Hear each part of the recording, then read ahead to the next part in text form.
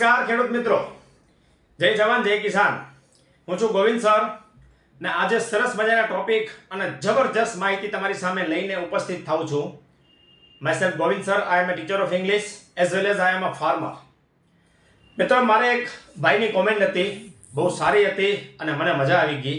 જો કોમેન્ટ અને આવી રીતે તમે મને સલાહ સૂચન આપશો તો ડેફિનેટલી મને ખબર પડશે કે હવે લોકોને આવો પ્રશ્ન છે. મારી પાસે જે જ્ઞાન છે હું તમને શેર કરતો રહીશ. તમારે પણ લોકો સુધી, ખેડૂતો સુધી પહોંચાડવાનું છે જેથી કરીને એ હેરાન ન થાય. હવે આજનો મુદ્દો છે, એ ભાઈનો સવાલ બહુ સરસ હતો, મને ગમ્યો. મને નામ ભૂલાઈ ગયું છે. એ ભાઈએ કોમેન્ટ કરી હતી મને કે સર, આ ઘાસ મારવાની દવા છે, બરાબર, એ ન મારીએ તો ઘાસ બહુ મોટો થઈ જાય અને જો મારીએ તો જમીન ખરાબ થાય. એનું નિવારણ શું કરવું, તો કરવું શું? મિત્રો, ખેતીની અંદર એટલી બધી જાળ અને ભ્રમ ફેલાવી દીધા છે ને જેની કોઈ સીમા નથી. મિત્રો, ભણેલ ગણેલ માણસ હોય ને, અમારી સામે ગમે એ માણસ બેસે ને એટલે અમે એને સીધો રેડી કરી દે, કારણ કે પૂરેપૂરી ટેકનિકલ સાથે માહિતી છે. અમને એ બાટલીમાં ઉતારી શકે એમ નથી. કોઈ એગ્રોવાળો ન ઉતારી શકે, કોઈ એગ્રોનોમિસ્ટ અમારી સામે બેસી ન શકે. આ અભિમાન નથી. હું શું કામ આ કહું છું? ટેકનિકલ એક ગ્રેડની માહિતી છે, અનુભવ સાથે ફિલ્ડમાં ઉતરીને કામ કરેલું છે, એટલે હું તમને કહી શકું, બાકી ન કહી શકાય. હવે મુદ્દો એ છે કે ઘાસની દવા મારવી કે ન મારવી, એનાથી નુકસાન થાય કે નહીં.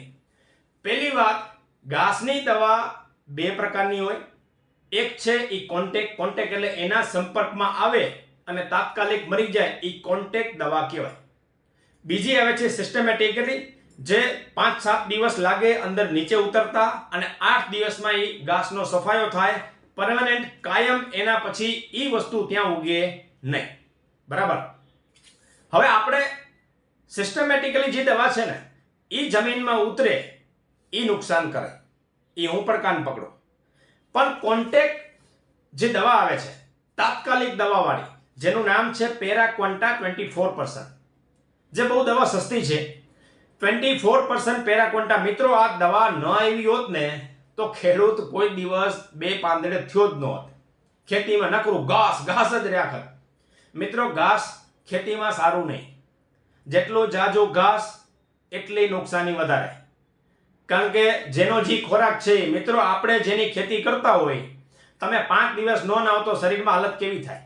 એમ જમીનમાં ઘાસ છે ને, મારા દાદા એમ કહેતા કે આપણા શેઢા છે ને એ ચોખ્ખા જોઈએ. શેઢા ઉપરથી ખબર પડે ખેડૂત કેવો તાકાતવાળો છે, કેવો બુદ્ધિશાળી છે ને કેવો પાક લે છે. શેઢા ચોખ્ખા જોઈએ મિત્રો આપણા. ચાસ તો પછીની વાત છે. આ મારા દાદા આમ કહેતા. એની પાછળનું કારણ એ છે કે મિત્રો, તાત્કાલિક કોઈ દવા છે ને એ નુકસાન કરતી નથી. એની ઉપર જે ઘાસ છે એના પાંદડા ઉપર એ પડશે એટલે એ પાંદડા જ બળશે, એના સિવાય એ અંદર ઉતરતી જ નથી જમીનમાં. સમજો, જમીનમાં માથે પડે છે પણ એ તો તડકો છે, અહીંયા કોઈ બેક્ટેરિયાની કોલોની હોતી નથી. તમે આ દવા ન આવી હોત તો આપણે બે પાંદડે ન થાત. ઘાસ કઢાવીને મિત્રો, આજ મજૂરી દાડા તમે વિચાર કરો શું પરિસ્થિતિ છે. ઘાસની દવા મારવી જ પડે, એના વગર ઉપાય નથી. પણ આજે તમને એવી માહિતી આપું સચોટ કે તમારો ખર્ચ અડધો થશે અને બુદ્ધિથી તમે ખેતી કરો. તમારી સાથે જોડાયેલા છો એટલે મારી જવાબદારી છે કે હું તમને સાચી અને સચોટ માહિતી આપું. જો તમે પેરાક્વન્ટા મારો, કંઈ વાંધો નથી, એનાથી કોઈ નુકસાન નથી. ઘાસ તો કાઢવું જ પડશે અને ઘાસને મારવા માટે દવા મારવી જ પડે. આ તાત્કાલિક દવા છે. આનું પ્રમાણ શું છે ખબર છે? 200 લીટરે 1 લીટર તમે નાખો છો. 200 લીટરે 1 લીટર પેરાક્વન્ટા તાત્કાલિક દવા તમે નાખો છો, બરાબર. અમે અડધો લીટર જ નાખીએ છીએ. પૂછો કેમ? તોય સેમ રિઝલ્ટ આવે. તો બચ્યા ને રૂપિયા, નુકસાન અડધું થઈ ગયું. સમજો કેમ? હું તમને એક ફોર્મ્યુલા આપું. કોઈ પણ દવા છે ને, એને જો પીએચ ઘટાડી નાખવામાં આવે ને તો એની અસર 4 ગણી વધી જાય. બરાબર, ધ્યાનથી સમજજો.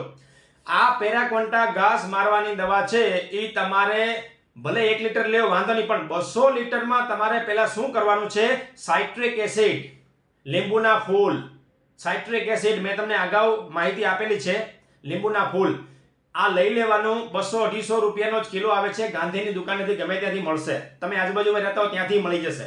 ન મળે તો મને કોમેન્ટ કરજો, હું તમને નંબર આપી દઈશ. જોકે અગાઉ વિડીયો મેં નામ આપેલું છે, છતાંય સાઇટ્રિક એસિડ એનું નામ છે. હવે આ ટાંકીની અંદર તમારે 200, જો જેવું પાણી, જેટલા પીએચનું પાણી, એના પ્રમાણે માપ બદલાશે. અમારા પાણીનો TDS અને જે pH છે એના પ્રમાણે હું તમને કહું તો અમે 200 લીટરે લગભગ 100 ગ્રામ જેવું નાખીએ અથવા 150 ગ્રામ, જેનું જેવું પાણી. આ એવું તમને તમારે માપી લેવાનું, કારણ કે તમારું પાણી કેટલું શું છે એ મને એક્ઝેક્ટ માહિતી ખ્યાલ નથી, પણ જેનું જેવું પાણી એ પ્રમાણે માપી લેવાનું. લગભગ 100, 150 અથવા 200 ગ્રામ સુધી તમે આ નાખશો ને કોઈ નુકસાન નથી, પાણીનો pH ઘટી જશે. પછી અડધો લીટરે તમારે પેરાકોન્ટા નાખવાની, બરાબર, અને સાથે 1 કિલો યુરિયા નાખી દેવાનું. યુરિયા ન હોય તો એમોનિયમ સલ્ફેટ 1 કિલો ચાલશે. 200 લીટરનું માપ મેં તમને કીધું. આ રીતે તમે દવા મારશો, તમારો ખર્ચ ઘટી ગયો, યુરિયાની જાજી કિંમત નથી, બરાબર. દવા છે એ અડધી થઈ ગઈ, નુકસાન અડધું થઈ ગયું.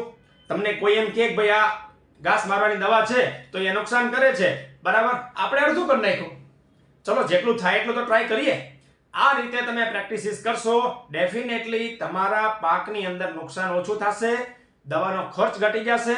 અને આ અમે પ્રેક્ટિસિસ આવી કરી છે, મેં તમને માહિતી આપી, બરાબર. કેમ શું કરવું ફરી પાછો વિડીયો જોઈ લેજો. દરેક ખેડૂત સુધી આ માહિતી પહોંચાડવા વિનંતી. થેન્ક યુ, આભાર.